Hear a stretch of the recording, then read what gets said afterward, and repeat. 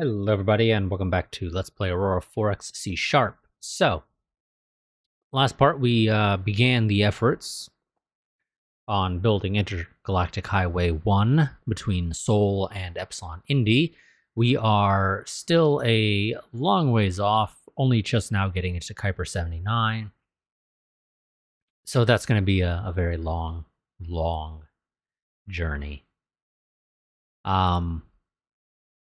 Now, on the other hand, one thing I did mention at the very end there is that maybe, rather than just kind of doing nothing, we will decide, hey, why don't we go and invade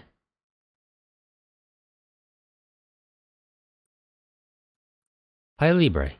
We'd mentioned it before a number of parts back as let's go ahead and invade that, figure out what the hell the NPR there is doing, because they're not doing what they're supposed to be doing. Namely, building. Now, maybe Librae is not a capital. I believe, unless I'm entirely incorrect on this, that the NPRs, well, technically they don't really exist in the background. When they do get created, the game will spawn them, potentially, in other systems, depending upon the settings you have. I do not have them set up to generate as pre-industrial races only. So they could and should be all trans-Newtonian.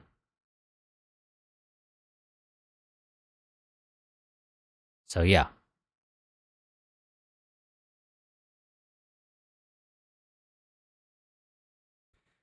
At least as far as I know, they should be. But, yeah, this guy doesn't seem to be doing anything for some reason. So, what I'm thinking of potentially doing, just to maybe see if he gets the ball rolling, basically,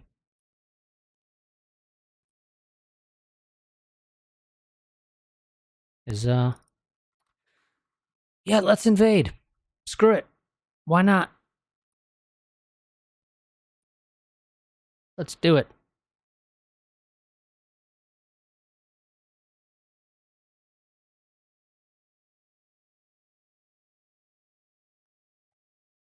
Wonderful.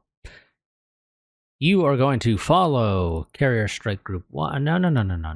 You're going to follow Carrier Strike Group 1, yes. Carrier Strike Group 1 is then going to fly to Siceti and 61 Hydrae, Bernard Star, Epsilon Arendi. Excuse me.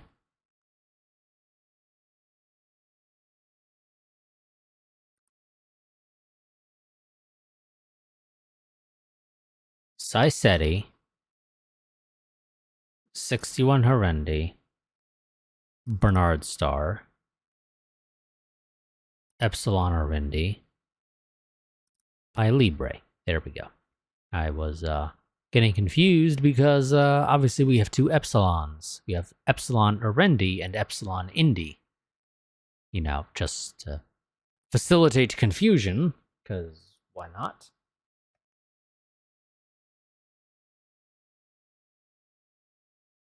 And also, we're going to go ahead and tell you to have your actives on at all times as you go.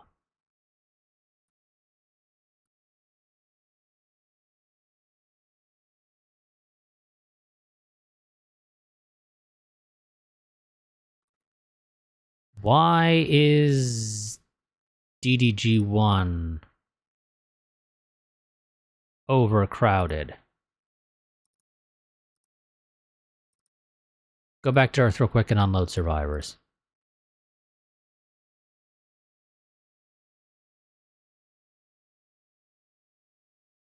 And there's the extra fuel efficiency.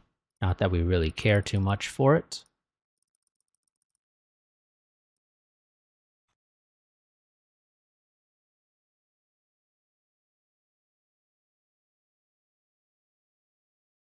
See, that is small craft ECM, which I don't really care for.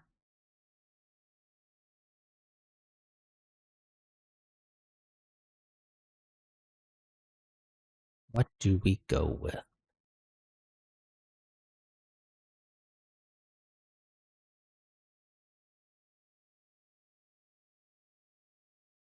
Colony cost reduction is not really a valid option.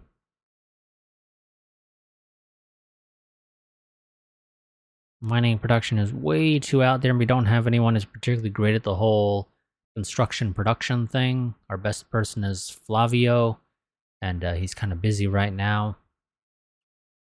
And even he wouldn't be able to really research that all that quickly, and I don't even know how old he is, so he may be retiring soon for all I know. Hopefully not. Let's go for screw it. Better passives. Because I got nothing better to do.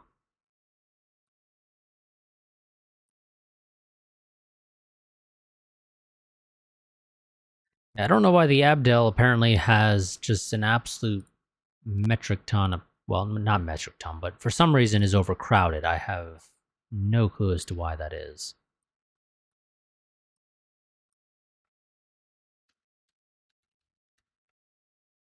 Okay, SETI has its escort, Alpha Centauri does not, Lalande does.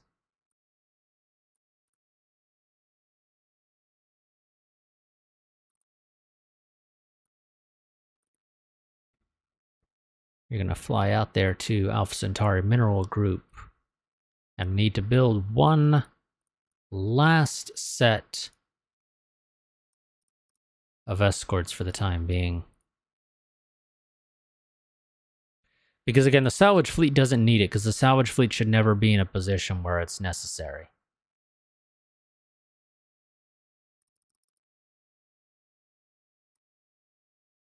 You know, in theory. May of next year is when those should be done.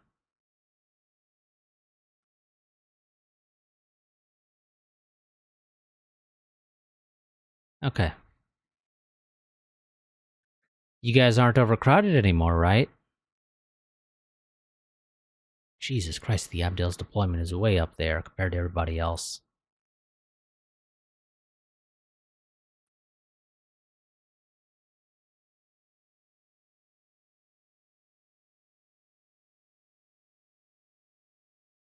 Let's actually click on the Abdel itself. What's your deal?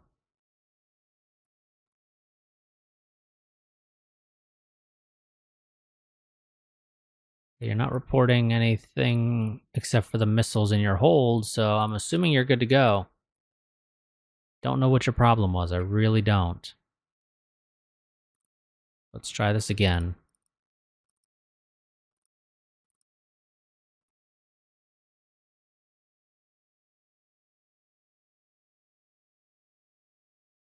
Okay, the escorts arrived.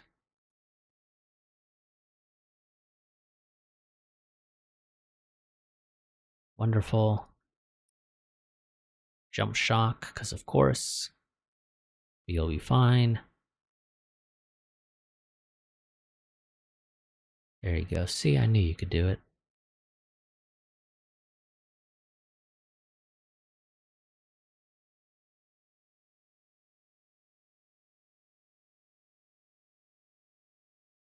Production of the missiles finished.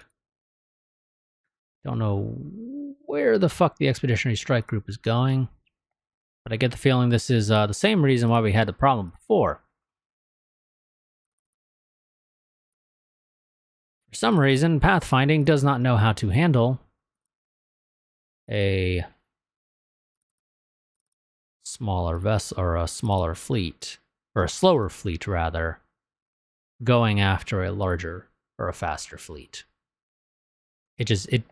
The speeds need to be exactly the same, and they need to be traveling together, otherwise they get confused as to how the hell to work.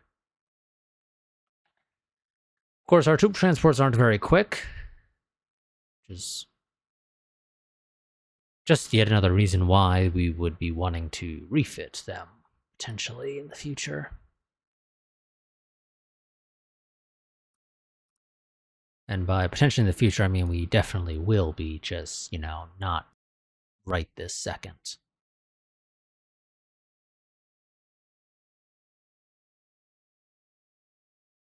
Okay. I'm going to go ahead and have you guys approach the planet. Which one is it? It's by Librae 1. You're going to follow it at a...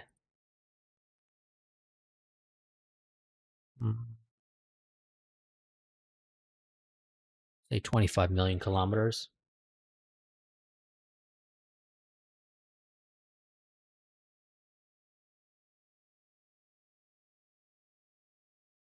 That should be sufficient.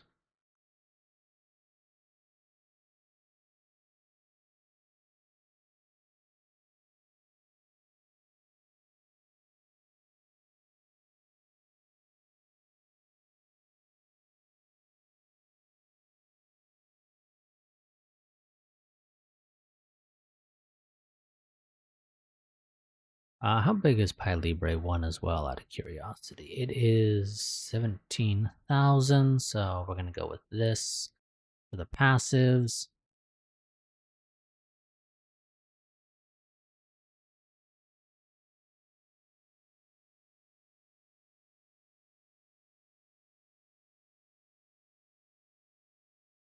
Picking anything up on passives yet, which is slightly surprising.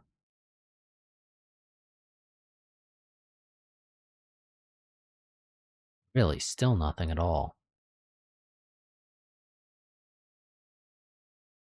Now that does not make any sense. Do we close to 11? Probably fine. These things can at least last long enough, and on the off chance shit hits the fan, so...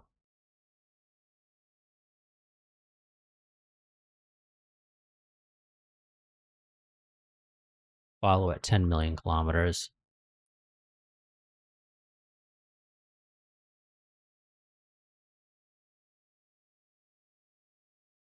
Ground forces with a 34,000 ton signature.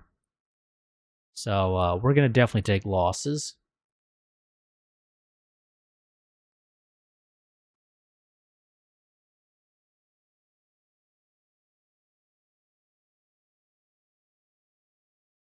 Okay. I'm going to go ahead and have you guys cancel your orders. You're fine as you are. Let's wait for the troop transports to arrive. Pi Libre will come back around eventually.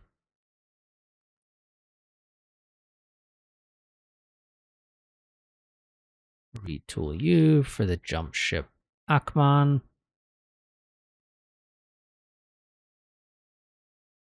Go ahead and add yourself another slipway.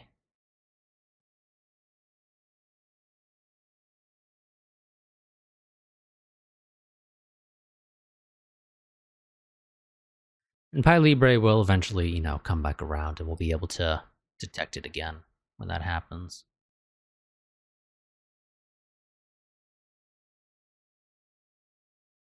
And the troop transports arrived.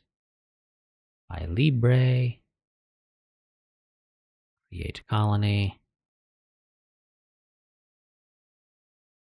Orbital drop all ground units.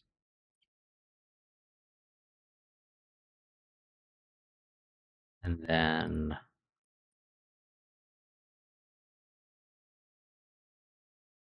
pull back to the fleet.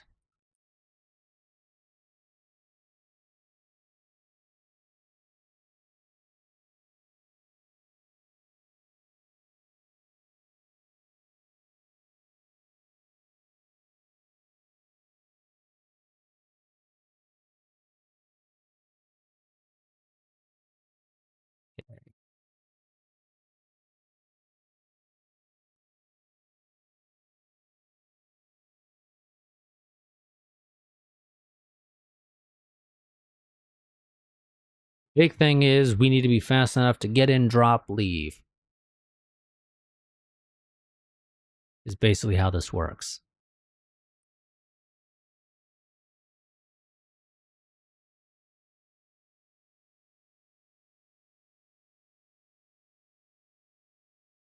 They fired, no hits. Impacts.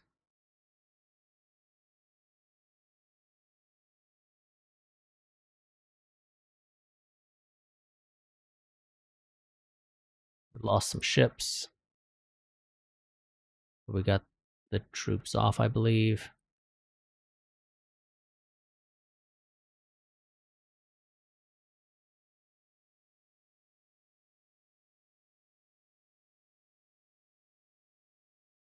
Okay, now what do we know about the Librae aliens when it comes to the ground troops? We have the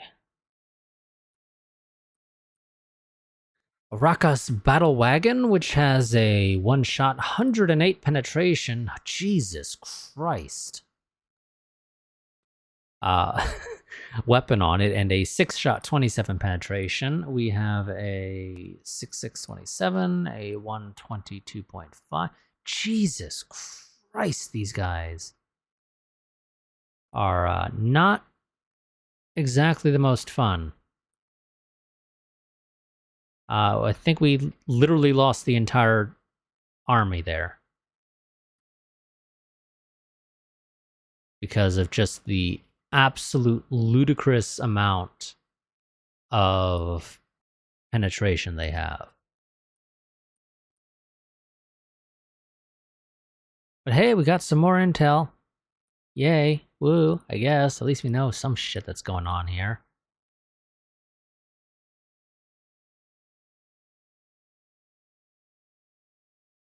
But, yeah, we're, looks like we're gonna have to look into some new options when it comes to the army, because, Librae is very heavily defended unless I want to go orbital bombardment on it, which we could do. Unfortunately, I don't think we got any intel regarding their weapons, whatever their STO is.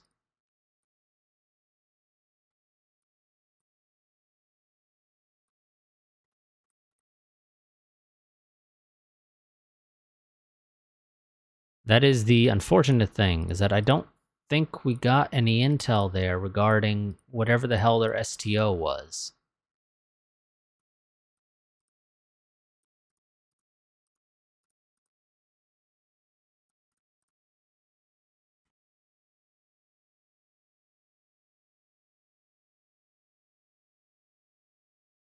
So I don't know what kind of range it has, unfortunately.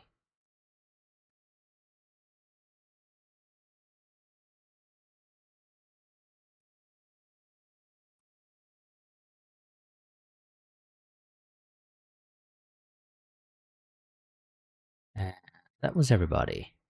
Now, the thing is, I would love to go in there and, pick up the life pods for the Anchorage and Alamo. That's easier said than done, unless I nuke the planet from orbit with missiles. Because since I don't know what range they have when it comes to the railguns, not even railguns, whatever the hell their STOs are using, I don't really want to go and get into gun range.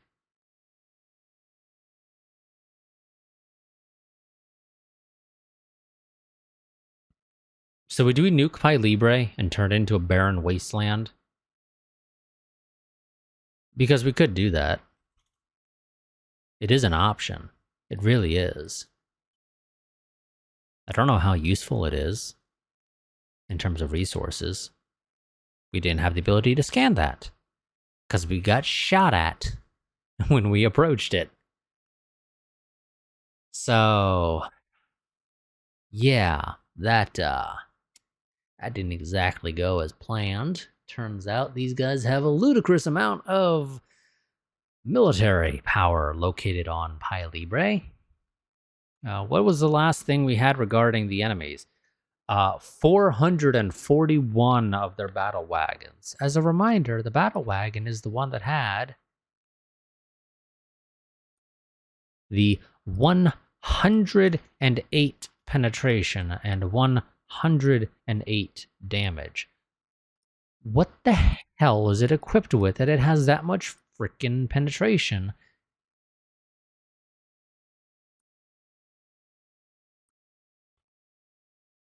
It's like a heavy or medium anti-vehicle, isn't it? Because that's the only thing I have that would get you anywhere close to that amount of penetration and damage. Unfortunately, we got absolutely no intel regarding their armor, their hit value, nothing. Zero freaking clue. All we know, they fucking hurt.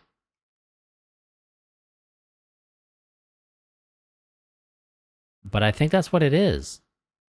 I think they have some sort of vehicle. I don't know if it's a heavy vehicle or a medium vehicle, but whatever kind of vehicle it is, it has either a medium or a heavy anti-vehicle.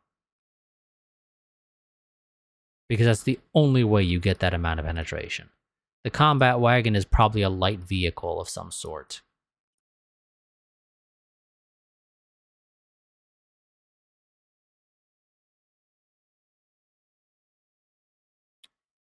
Yeah.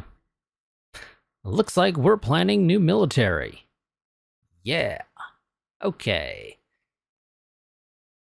Do I do heavy powered infantry armor?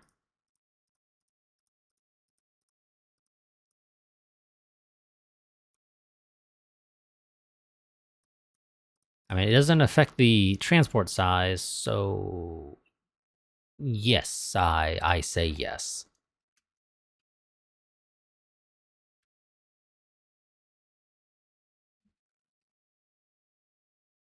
So, infantry 2148. We need this. Very much.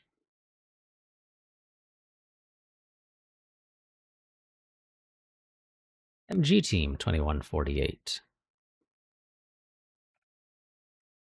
HMG team 2148. Light bombardment.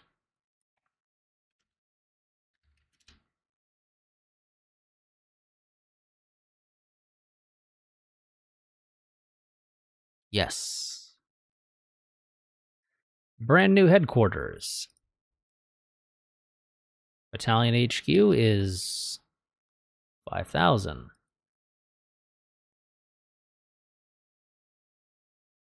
Avoid combat.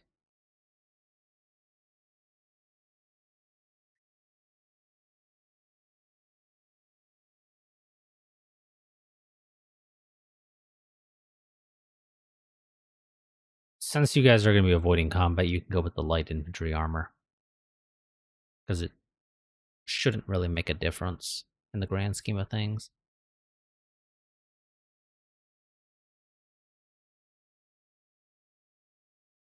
What armor do I have those guys on?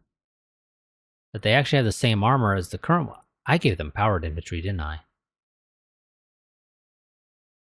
Yes, I think I gave them powered infantry armor.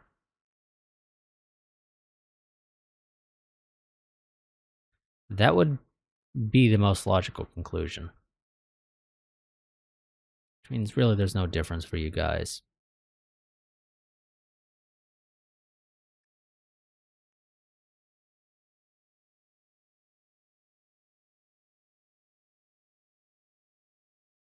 T-team.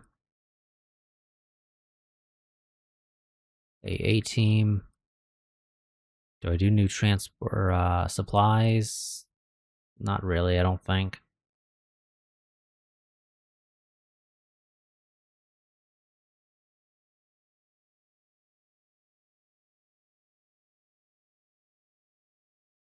Yeah, they have powered infantry armor. Because I don't think the actual cost here changes at all as your racial armor strength goes up. So, yeah, they have powered infantry armor. So I could bring it up to 27 as opposed to the 18 that they have now.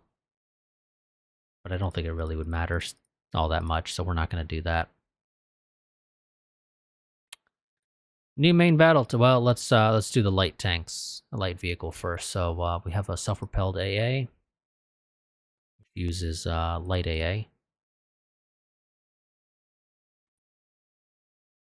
What do I want to call you? I don't think I want to use that same naming convention that we're using there.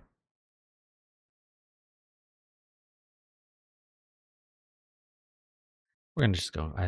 We're gonna be lazy. I'm just gonna call it the AA1. Yep, you are the AA1. 2148. Do I go with light or medium? It does increase the transport cost, so we're gonna go with light. Then we have the IFV, which is light anti-vehicle.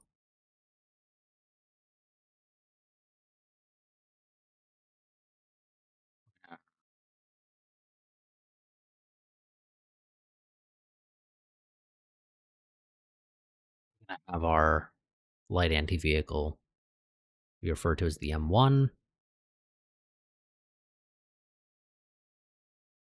I'll go with, again, it changes the transport cost, so yeah, light anti-vehicle is fine. The APC uses a heavy crewed, a heavy crew-served anti-personnel, and we're gonna, let's see. Naming conventions. Rather than just these being brand new iterations of the old stuff, this is gonna be, as far as we're concerned, ground-up redesigns. Because it turns out we might need them. I don't know.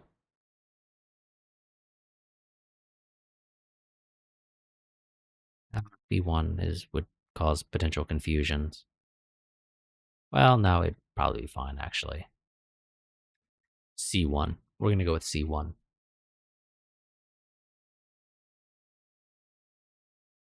Okay. Tank.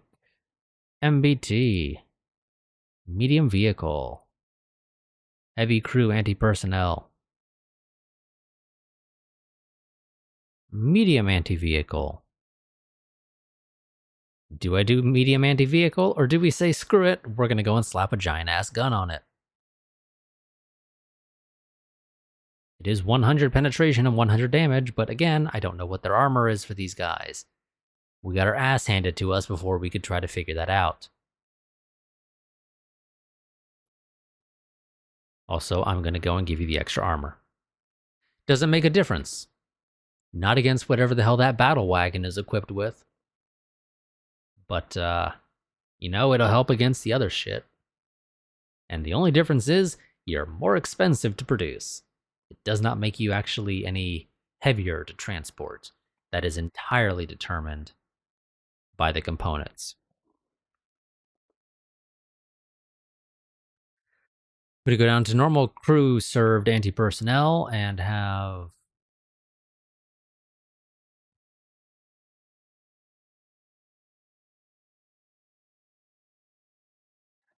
You're still 8 over the current iteration. But it would give you significantly more penetration.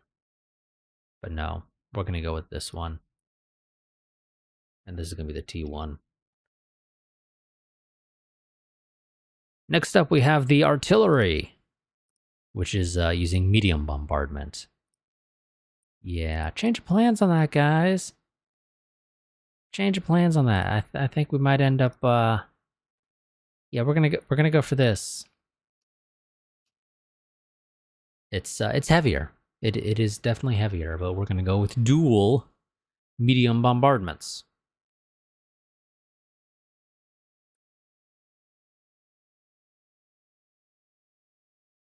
We could always go heavy. Could always go heavy.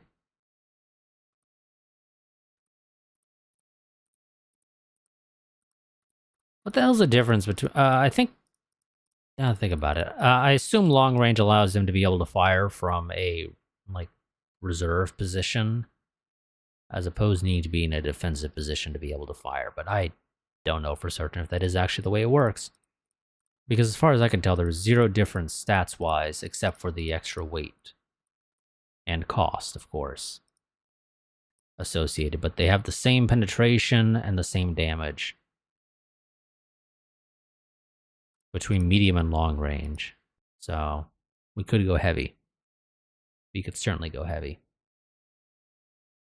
Also, I'm reconsidering the C1 and switching it out instead of crew anti-personnel. Autocannon. It's quite a bit heavier. Well, I say quite a bit heavier. We could, autocannon is more damage, slightly less penetration if we go with the light. And less shots. But it is double the damage. You know what? The heavy crew is probably fine. But back to this thing. Do we do the double medium? Again, it's quite a bit heavier. Or do we say screw it and just keep it as it was? Maybe actually even save a little bit of weight, because does it really need a heavy crew served anti-personnel? Probably not. And maybe I can slap an extra one of these on there if I go down to just crew anti-personnel.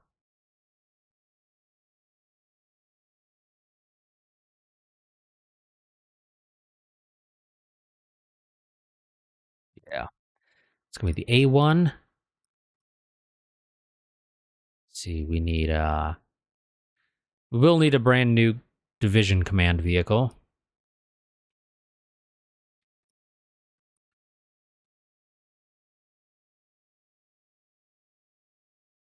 That is 50,000, and I think there's actually a heavy vehicle. Is it? No.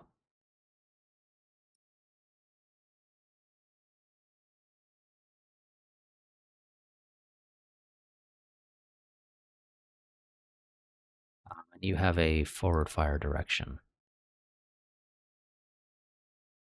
Yeah, there we go. Not going to give that one a special name. Core command vehicle is 100,000.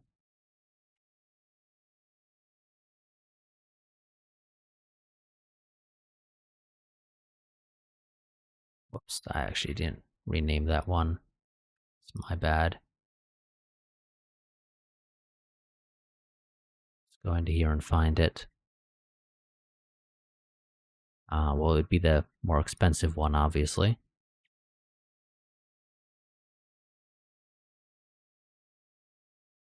Battalion, yeah, tank battalion command vehicle is 5,000.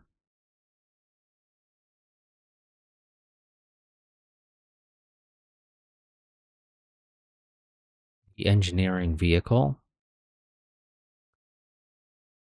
we're just going to call the E1. Construction and construction.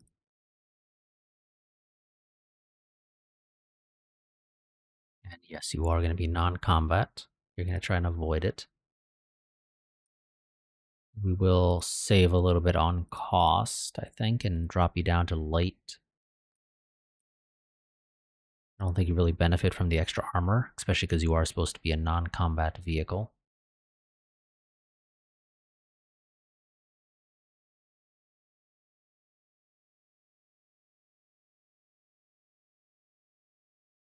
Okay, that is basically the relevant stuff.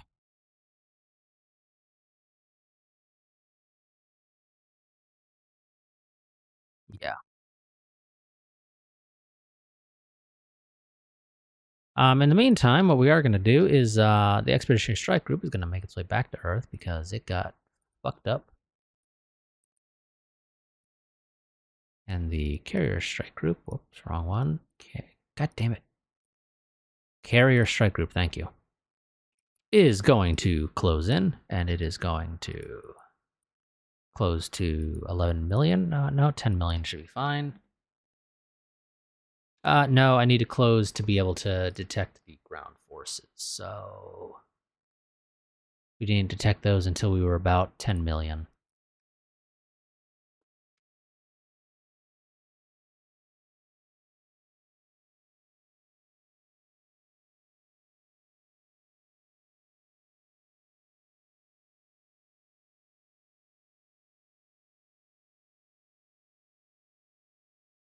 Oh, ground forces signature. Yeah, we didn't really do much damage. They went from, what was it, about 34, 35,000, something like that, down to only 33. Or excuse me, 32. Yeah, we did like no damage at all. I don't even think we killed anything. If we did, it was basically unnoticed.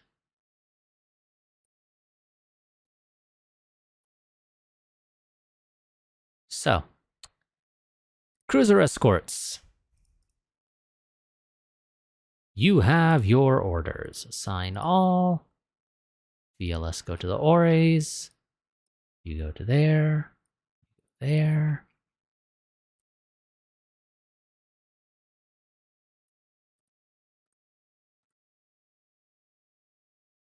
Assign that to your fleet.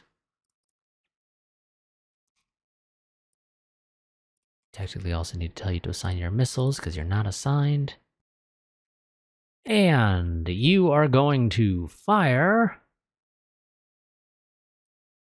one salvo from the Albany. That's the enemy.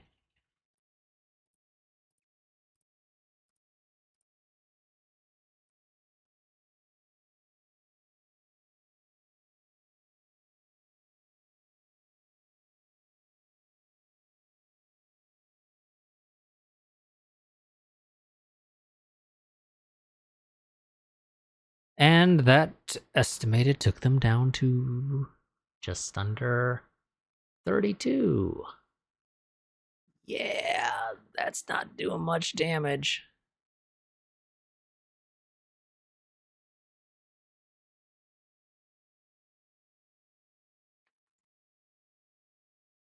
Let's see, what did we hit? Did we hit anything particularly? No, not really.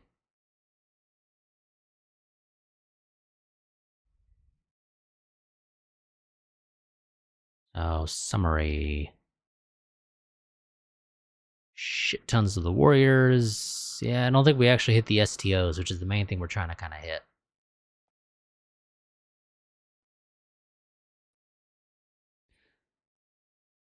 The Astoria is going to also fire at salvo.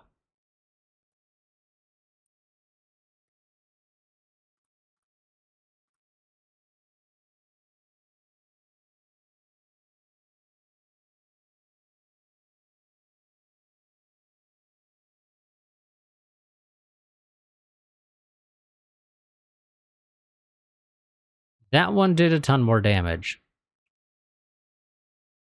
And actually detected the STOs, and I clicked this way too many times. So we kind of got stuck doing it. So, they still have the STOs.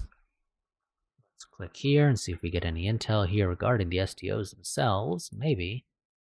Which I'm assuming the STOs might be the battle wagons.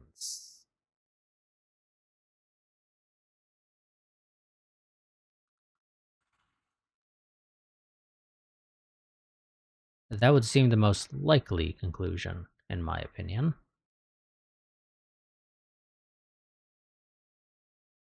They have 4,800 tons of that. Do we fire another missile? I mean, we've royally fucked up Pi Librae. We're not even going to want to colonize it, I don't think, realistically, at this point. It is going to be far too irradiated to be worth colonizing, I think, as a result of this.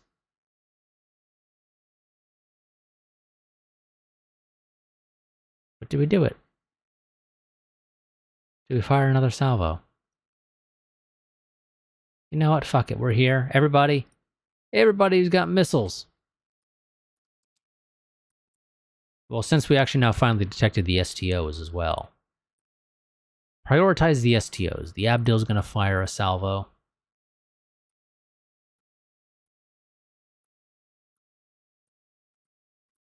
At the STO ground force signature.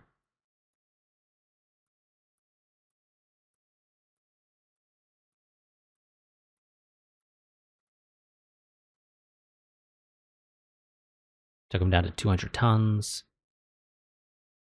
And they seem to have some degree of point defense because they are at least destroying some of our stuff, it seems, because we are reporting apparently only 48 hits. But that's fine.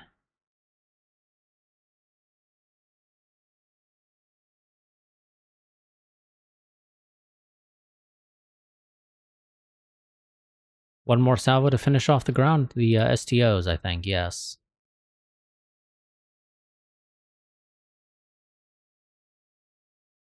One final salvo.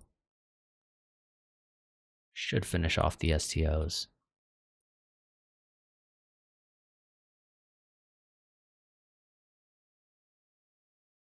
But again, we've completely fucked this planet in terms of habitability.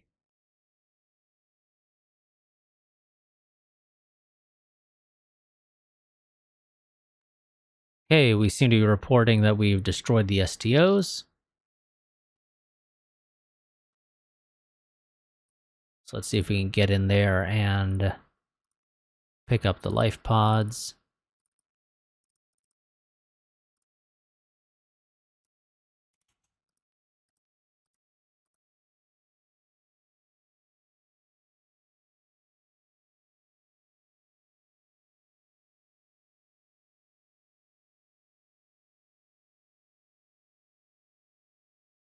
Without being shot at, of course.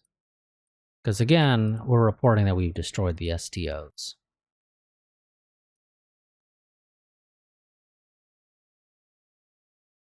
It's going to be a question of whether or not that's actually true or not. It's technically, just because we're not detecting them or their signature does not mean that they don't exist. It just means we don't detect them.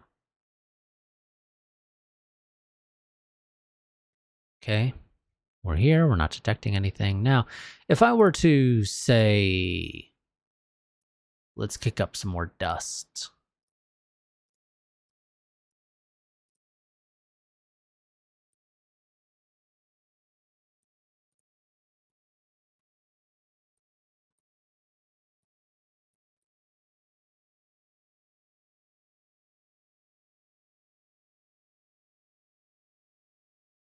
And, you know,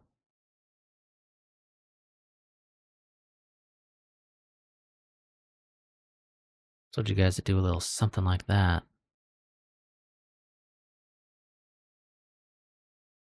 How much damage would we do? Not much. They're way too entrenched, it seems. So, ceasefire fleet. We definitely came and did what we meant to do. Totally, yes. No questions about it. No siree. Nuh-uh. That's entirely what we planned to do from the beginning.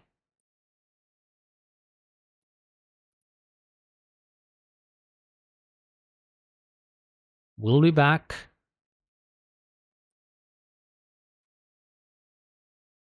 And Librae continues to be just absolutely fucked. Yes. The game is complaining about... of course, it makes absolutely zero sense that the game is complaining about unrest is rising on Librae due to radiation levels. Yes.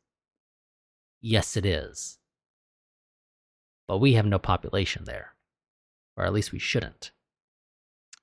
But yes, there is mystical 2,300 units of radiation and 2,400 units of atmospheric dust, which is just tanking the ability for this place to be viable.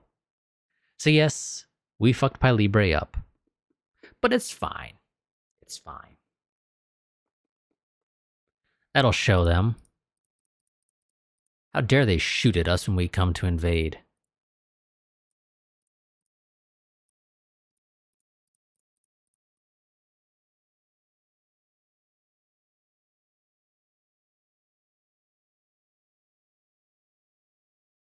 We'll be back, and we'll finish the job once we rebuild the military with newer stuff.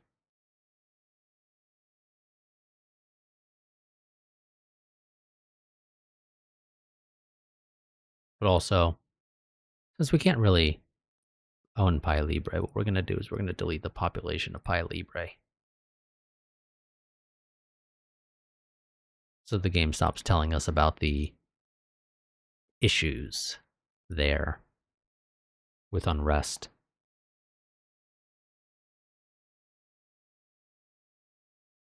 And potentially having a colony that has no population rebelling, because somehow that would make sense.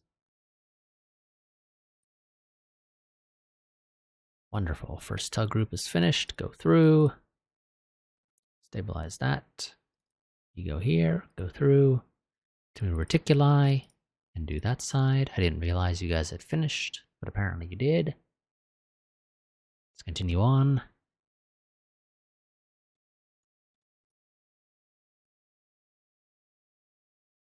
There are more potential jump points here, as far as we know, but we didn't bother finishing the survey here because we do not care in the slightest. It's probably the nicest way to put it. Now, one thing that should be noted, Expeditionary Group 2, as it turns out, you guys aren't needed anymore. Well, at least in your current form, because you're going to be joining up with the first one. Because, yeah, don't need those as they were.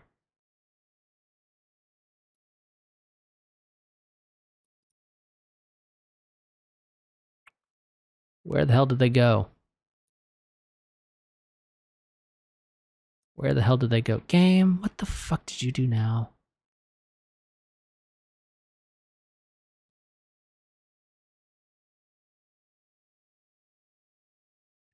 What did you do? I told you to have them join that fleet. They should be there. And yet I do not see them.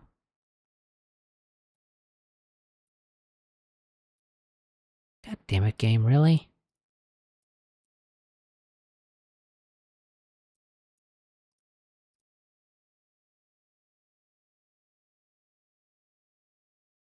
Seriously. What the hell did you do to them? Did you just poof them out of existence? Do they still exist at all? Nope, they don't exist anymore. Okay, game literally deleted them out of existence when I told them to join this fleet. So we're gonna... This is game screw up. Base master to correct.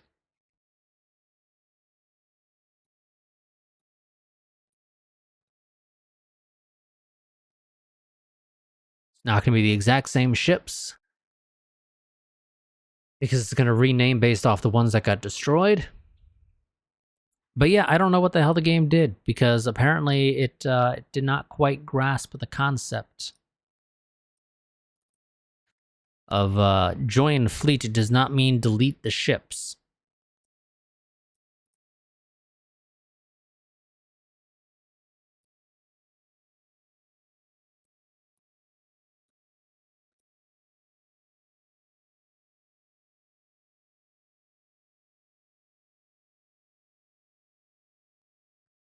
Last time I checked, the command is join fleet, not delete fleet. So, yeah, great job. Don't know what happened there.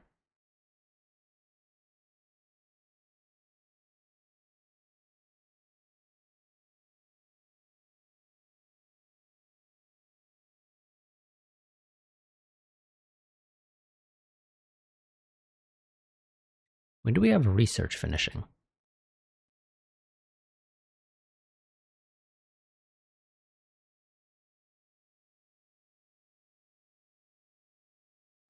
First time we'll have something finishing will be... Why the fuck are you orbiting Mars? Why the hell did you go to Mars? I never told you to go to Mars. Literally never told you to go to Mars. Why the hell did you go to Mars?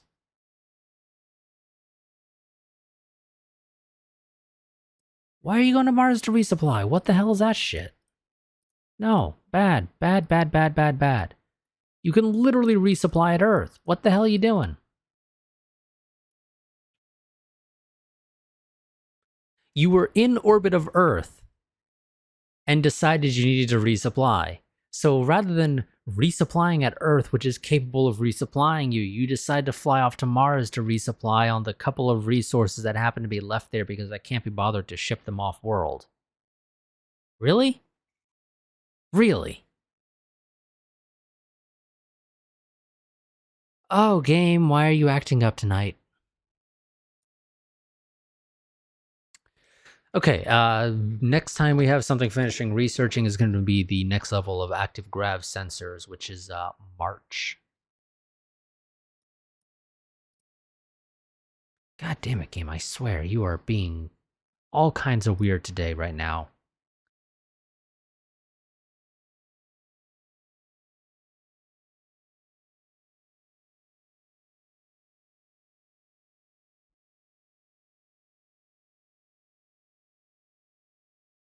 Like, that just made absolutely zero sense, what the hell it was doing there.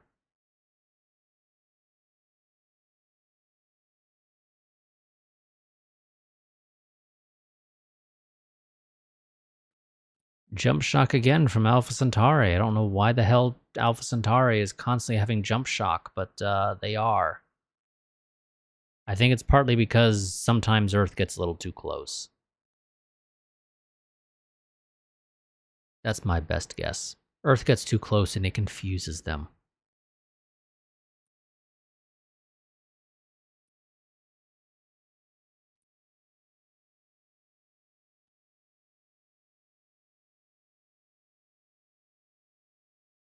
Let's continue on. We're not going to be building those jump stabilization ships anytime soon. I say that. We're not going to be building them right now, at least. We will probably build them soonish, just not right this second.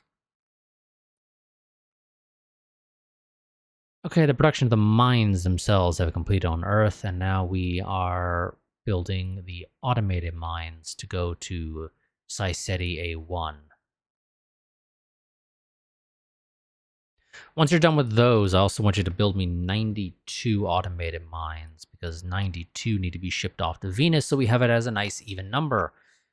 I absolutely hate a number like 608. I'd rather it just be 700. Makes life so much easier.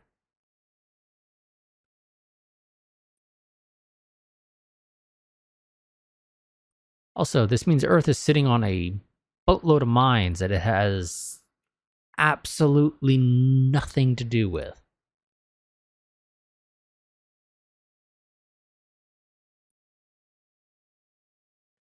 Let's see, we could... Ooh, damn. Siceti A2 could definitely stand to have more because it has a ton of free space. So mines, edit demand, you're going to demand 100 mines. And Earth is going to say, hey, you want 100 mines? Here's 100 mines. Enjoy.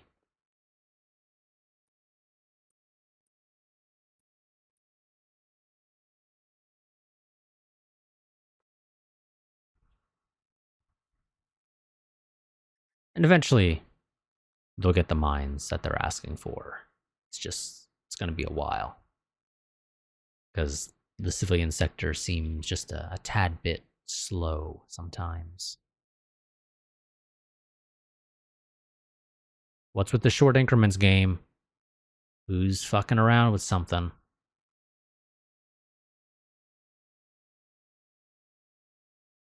Somebody's doing something. Combat related. NPR is getting into a fight of some sort. And I thought it was going to be over, but turns out I was wrong about that.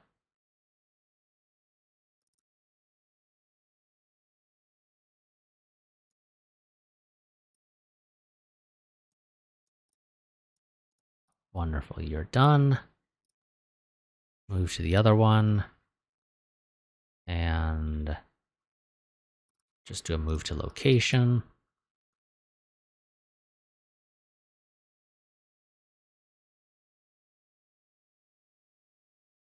Okay, looks like that fighting actually did finish now.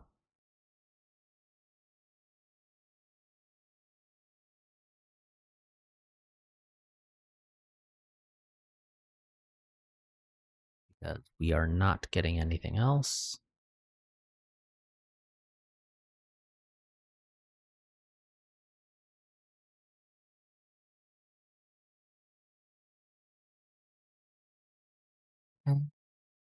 First tug group arrived. Second tug group will be finishing its orders. Second tug group go through, stabilize. First one go through, stabilize. Go and enjoy.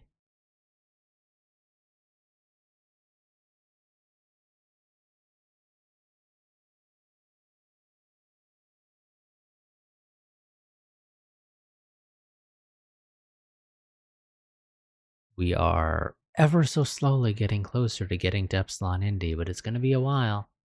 It's going to be a while. Don't know what the hell that was for.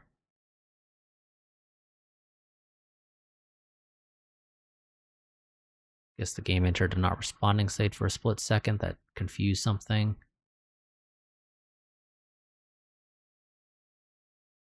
Hey, you guys shouldn't be having any issues. Literally at all.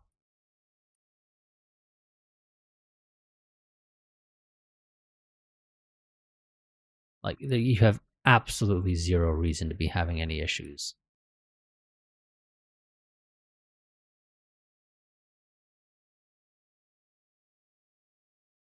No, you didn't resupply. I know you didn't resupply.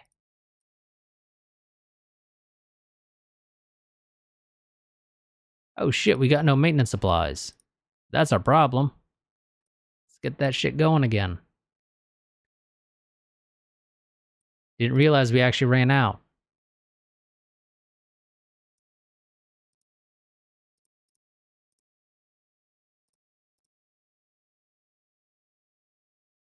You know, because we hadn't really been having any issues for so long, I just never realized we actually ran out.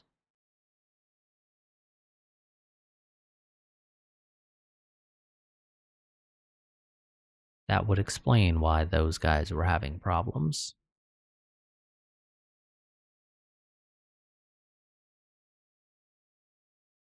And we've got enemies detected in Lalande.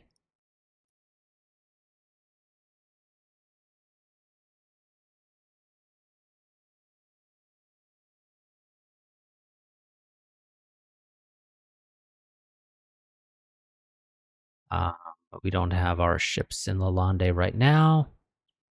So this is going to be left up to the civilian, or not the civilian, but the orbital defense teams, which are more than sufficient for dealing with a single Tekka.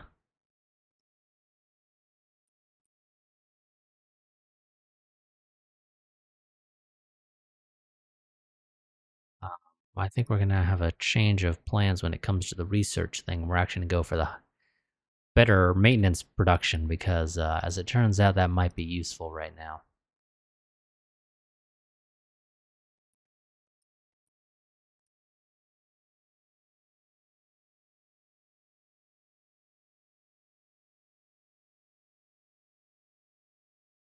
Since I can't see the active sensors of the ground, or for the STOs, I have to use purely the weapon range. Because I can't even technically use fire control range either, which is whatever, I guess. Once you deal with this guy, that's going to be basically the end of this part, because my timer just went off. But we know how this is going to go, but might as well see it again and again. I'm surprised he didn't try to run, because they usually do, but that one said, nope, I'm going to keep going. You can't stop me.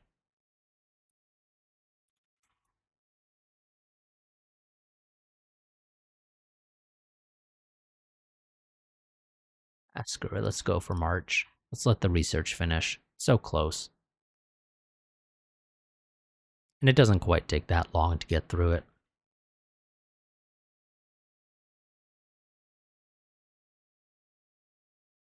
Especially with the 5-day increments.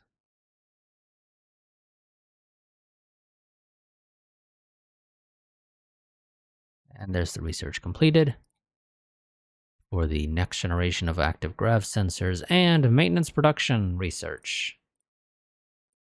Yes, please, because it turns out that's important. And that will finish February of next year, because you only have 10 labs. Yay.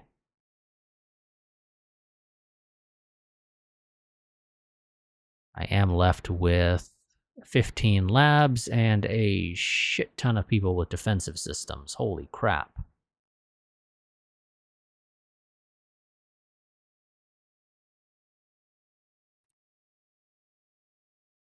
Civilian, or not civilian, but ground combat. Yeah, let's get that all done. Let's let's get all those researched now, so that we can start working on the designs for the next generation of ground troops. So that's going to be it for this part. I will see you all next time, where we will be rebuilding the army.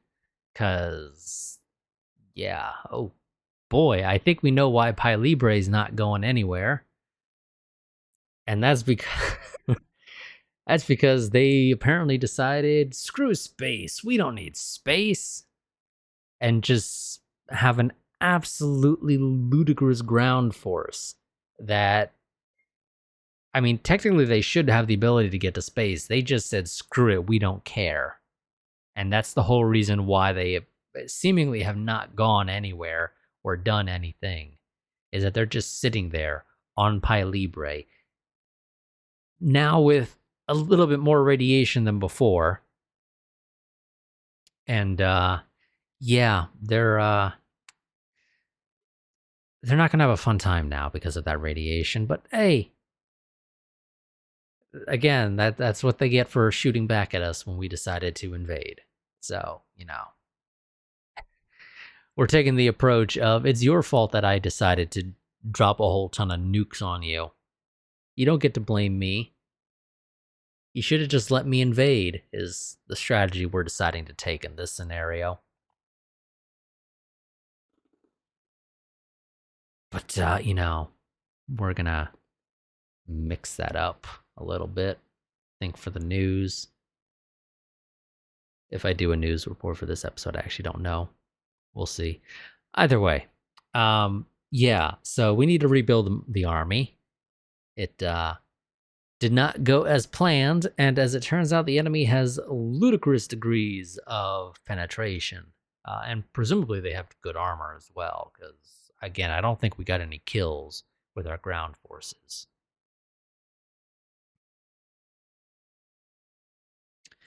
Yeah, so I will see you all next time. I get the feeling I probably should have had an election or something at some point recently, and I just kind of sort of forgot about it.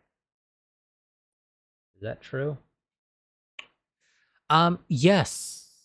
Yes, in fact, it is. We're gonna, I think, sort of just ignore it, because it's basically always gone to whoever currently holds it anyway. So, yeah. I'm just gonna update this, though, just so it's not as extreme of a jump. But yeah, also we are going to change the at war to declared instead of attacked, because technically, as far as we're concerned, we've declared war on them. Yeah, yeah, okay, and this is considered valid, but we're going to run it one more time just to get different values. And technically speaking, it turns out this one would not have been. So we're going to actually change of plans. Carmen Yu did not win re-election in 2147. She lost in 2148. Henry Iverson came in.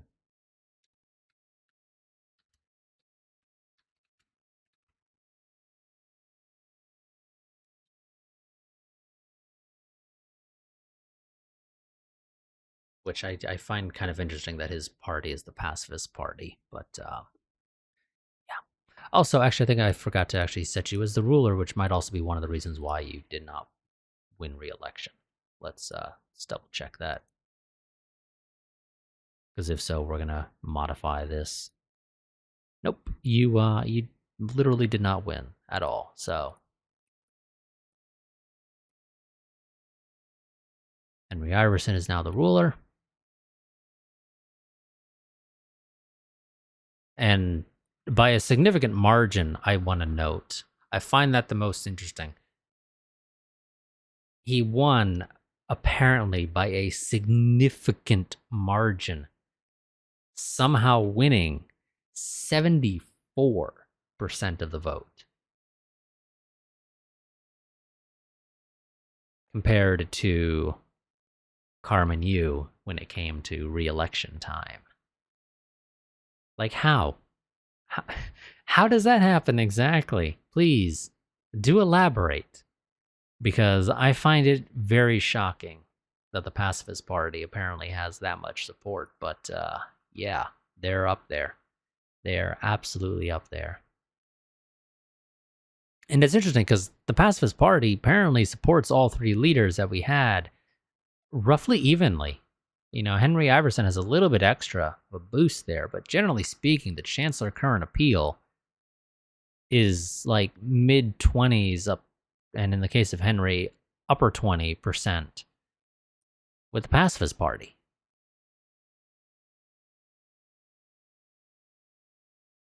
Yeah, okay, sure game.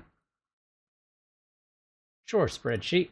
We will, I mean, I'll accept your results. I do find it somewhat unlikely, but I will accept them nonetheless.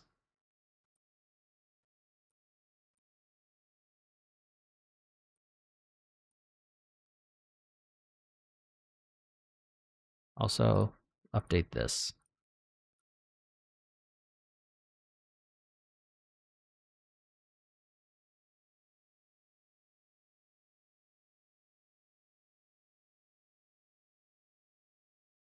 There we go. And technically, the base AIM-43 can be removed because we don't have plans to ever build that iteration again. Okay, yeah. So I will see you all next time. Quick reminder, if you want to stay up to date with the channel, my go-to place for posting channel updates is my Discord server, so you can find a link to that down below in the description. And like I said, that's my go-to place for posting channel updates, so if you want to know what's going on with the channel, any potential interruptions to my recording schedule and the like, that's where you'll find it. But I'll see you all next time. Until then, glory to the Republic, and I'll see you next time.